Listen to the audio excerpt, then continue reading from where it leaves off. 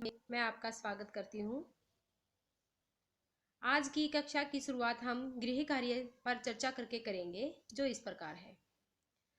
Worksheet number 1, Bharat Ratna doctor Sarvepalli Radhakrishnan के विषय में हम बात करेंगे। बॉक्स में दिए गए शब्दों से रिक्त स्थानों की पूर्ति कीजिए।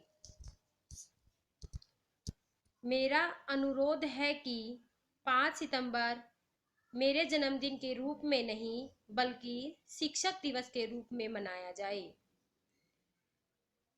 नेक्स्ट, कुछ समय बाद इनकी नियुक्ति मैसूर के प्रसिद्ध महाराजा कॉलेज में हो गई। नेक्स्ट, डॉक्टर राधाकृष्णन आंध्र विश्वविद्यालय और काशी हिंदू विश्वविद्यालय के कुलपति भी रहे। जीवन में मनोवांछित फल की प्राप्ति के लिए सच्ची लगन, कड़ी मेहनत और आत्मविश्वास आवश्यक है। नेक्स्ट, जीवन में स्वाध्याय का बहुत अधिक महत्व है। नेक्स्ट क्वेश्चन,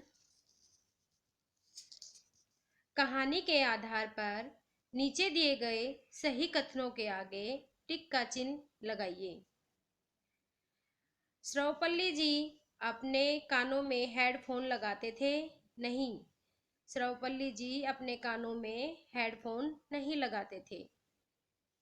वे चश्मा लगाते थे? हाँ, वे चश्मा लगाते थे। उनकी भाषा मधुर थी? हाँ, उनकी भाषा मधुर थी। वे एक आदर्श शिक्षक थे? हाँ, वे एक आदर्श शिक्षक थे। पहले वे वैज्ञानिक थे, फिर वे राष्ट्रपति बने? नहीं, पहले वे उपराष्ट्रपति थे, फिर वे राष्ट्रपति बने। वे विनम्र और विवेकशील थे? वे विनम्र और विवेकशील थे। वे धोती कुर्ता और पगड़ी पहनते थे? हाँ, वे धोती कुर्ता और पगड़ी पहनते थे।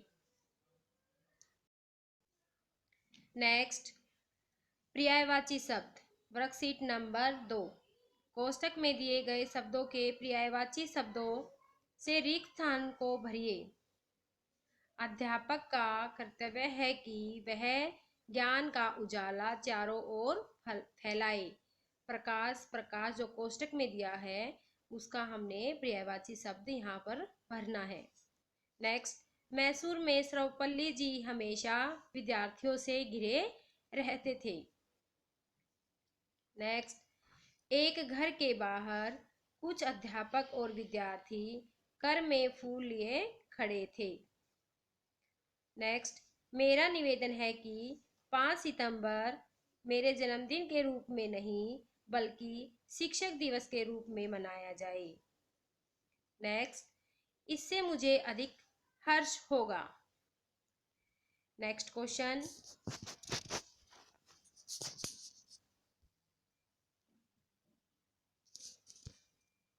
निम्नलिखित प्रश्नों के उत्तर एक वाक्य में लिखिए। किस महापुरुष के जन्मदिन को हम शिक्षक दिवस के रूप में मनाते हैं? डॉक्टर सर्वपल्ली राधाकृष्णन के जन्मदिन को हम शिक्षक दिवस के रूप में मनाते हैं। नेक्स्ट क्वेश्चन, डॉक्टर राधाकृष्णन का जन्म कब और कहाँ हुआ था? डॉक्टर राधाकृष्णन का जन्म 5 सितंबर 1888 को चेन्नई के निकट तिरुतानी में हुआ था। नेक्स्ट क्वेश्चन, उन्होंने अध्यापक का क्या कर्तव्य बताया? उन्होंने बताया कि अध्यापक का कर्तव्य है कि वह ज्ञान का प्रकाश चारों ओर फैलाए। नेक्स्ट क्वेश्चन, उन्होंने जीवन में सफलता प्राप्त करने के लिए क्या मूल मंत्र दिया? उन्होंने जीवन में सफलता प्राप्त करने का मूल मंत्र सच्ची लगन, कड़ी मेहनत और आत्मविश्वास बताया। डॉक्टर राधाकृष्णन का स्वभाव कैसा था? डॉक्टर राधाकृष्णन विनम्र और सरल स्वभाव के व्यक्ति थे। वर्कशीट नंबर 3, निम्नलिखित प्रश्नों के उत्तर दीजिए। डॉक्टर राधाकृष्णन कैसी भाषा बोलते थे? डॉक्टर राधाकृष्णन मधुर भाषा बोलते थे। मैसूर के महाराजा कॉलेज में हलचल क्यों मच गई थी? मैसूर के महाराजा कॉलेज में हलचल इसलिए मच गई थी क्योंकि डॉक्टर राधाकृष्णन को कोलकाता विश्वविद्यालय ने अपने यहाँ अध्यापन के लिए बुलाया। इसलिए मैसूर के महाराजा कॉलेज के छात्रों में हलचल मच गई। कोई भी अपने प्रिय अध्यापक से अलग होना नहीं चाहते थे। नेक्स्ट क्वेश्चन, छात्रों ने अपने प्रिय शिक्षक की विदाई कैसे की? छात्रों ने अपने प्रिय शिक्षक की विदाई बहुत ही भावपूर्ण तरीके से की।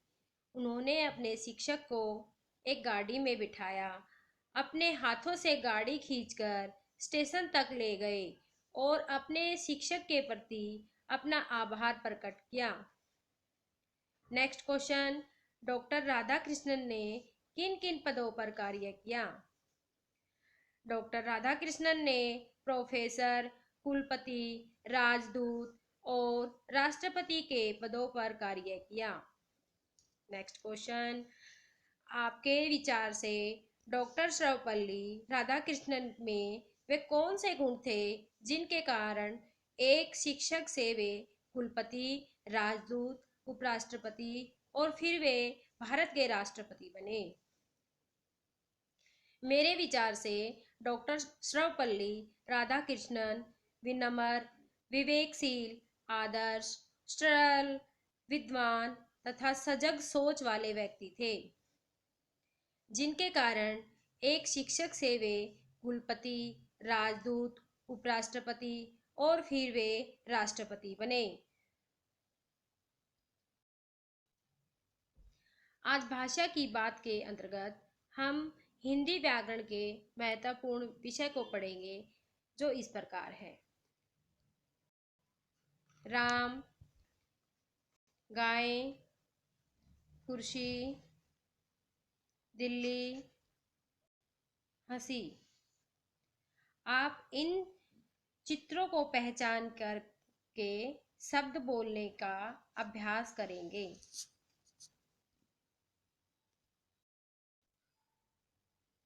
आपने इन शब्दों को पढ़ा, राम, गाय, कुर्सी, दिल्ली, हंसी।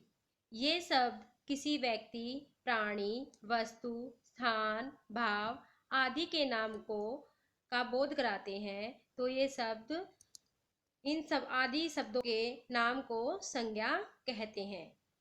संज्ञा के 5 भेद होते हैं: व्यक्तिवाचक संज्ञा, जातिवाचक संज्ञा, भाववाचक संज्ञा, द्रव्यवाचक संज्ञा और समूहवाचक संज्ञा।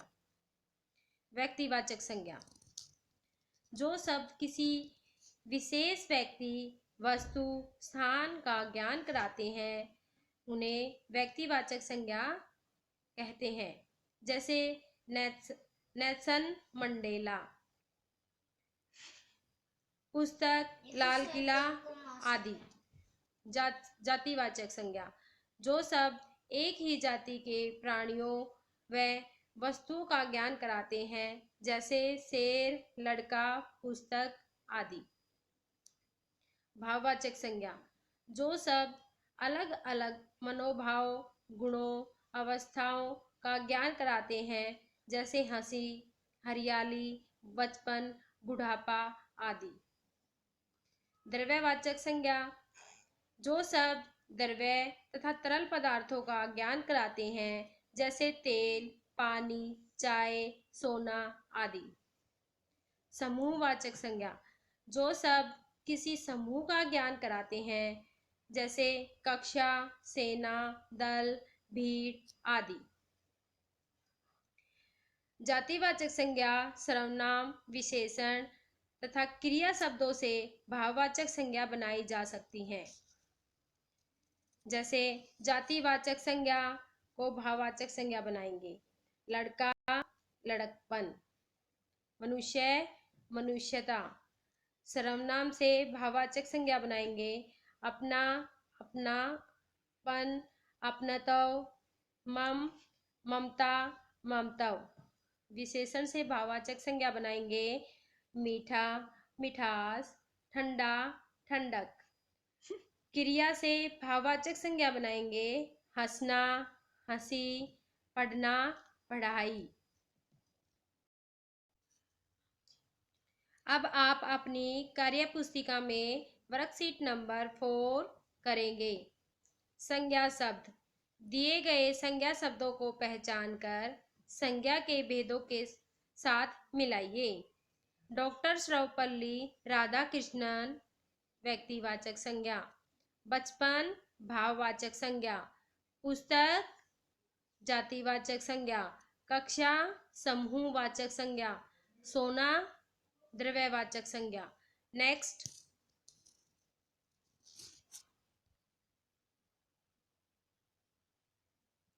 दिए गए संज्ञा शब्दों से वाक्य रचना कीजिए। लड़का, यह लड़का बहुत ही विवेकशील है। हंसी, छोटे बच्चों की हंसी बहुत ही प्यारी होती है। पढ़ाई, मेरी पढ़ाई अच्छी चल रही है। पानी, यहाँ पानी बहुत गहरा है। कोलकाता, मैं कल ही कोलकाता से आया हूँ। लाल किला, लाल किला एक ऐतिहासिक इमारत है।